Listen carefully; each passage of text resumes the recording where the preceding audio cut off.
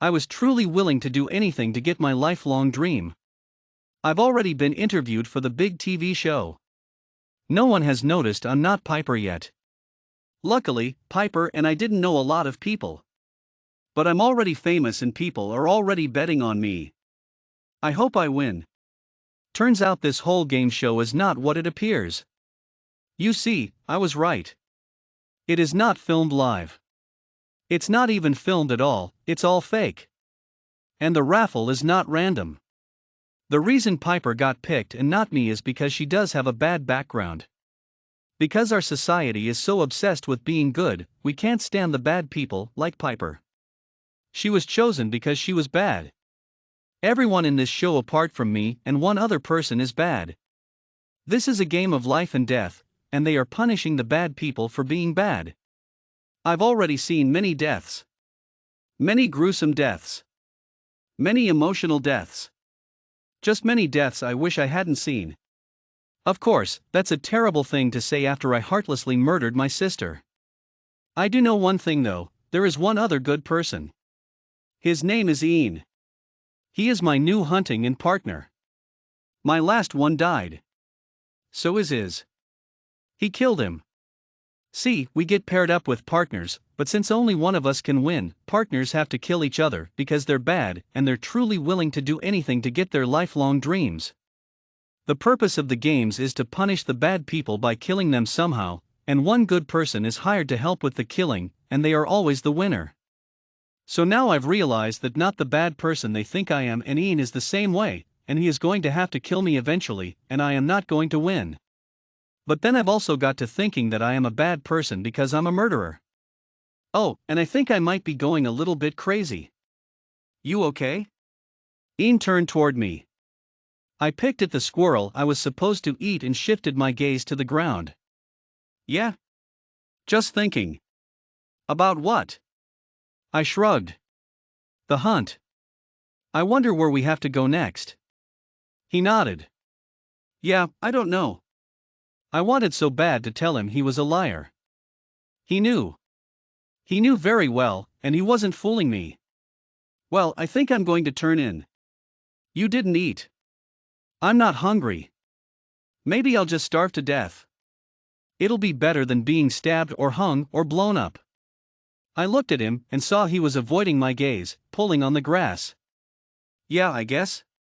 As soon as I looked away, I could tell he looked towards me and my face turned red. I turned my back to him and laid down. Good night. Night, Piper. I shifted all night, wondering if I should do it. After all, only one person could win this. I knew I wasn't going to fall asleep, not when he was just waiting to kill me. I reached under my leg and pulled out my knife. When I turned over to make my split-second decision, I quickly sat up, staring at the empty spot beside me. Ian? No answer. I stood, bearing my knife firmly at my side and walking around. Ian? No answer. I didn't know why I was worried. If he was gone, oh well. He's not my problem. I'd just kill every replacement partner I got. At the same time, not knowing where he was might be more dangerous. He could come from anywhere, kill me at any moment. At the same time, we'd grown foolishly close, though neither one of us would admit it. I sort of wanted him on my team. Maybe we could find a way for both of us to win, like that really old book about the kids who were picked to kill each other for money. So basically what we're doing. But they know they are supposed to do it. We think we're involved in a fun scavenger hunt on a stage. Counting my steps away from our campsite, I listened and looked to and at everything I possibly could. One small crack and I whipped around. One glint of light and my knife was ready. I walked and walked nearly 100 steps and decided to turn back when I suddenly saw the world blur, and my entire body went cold and wet and a sharp pain hit my arm. I closed my eyes as water rushed into them and forced my arms up. When my head was over the water, I took a deep breath and felt something grab my ankle. I screamed as my head went back under, and I felt my feet being clawed and pulled and gashed. I opened my eyes and looked up at the surface being pulled further and further away. I yanked my leg from the grip and swam as aggressively as I could to the top when I was pulled again. Still looking up from fear of what was below, I saw a figure darken the top of the hole and jump in the water. As soon as the person reached me and grabbed my wrist and started pulling me up, there was a loud, high-pitched scream near my ankle, and the grip loosened. I grimaced but pushed my way to the top and let the figure pull me out.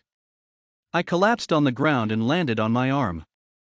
I winced and looked down, realizing I'd cut myself with my knife when I fell in the hole. My ankle was worse though, and quite frankly, I was too scared to look at it just from the pain. I heard the person breathing beside me and realized they could kill me any second.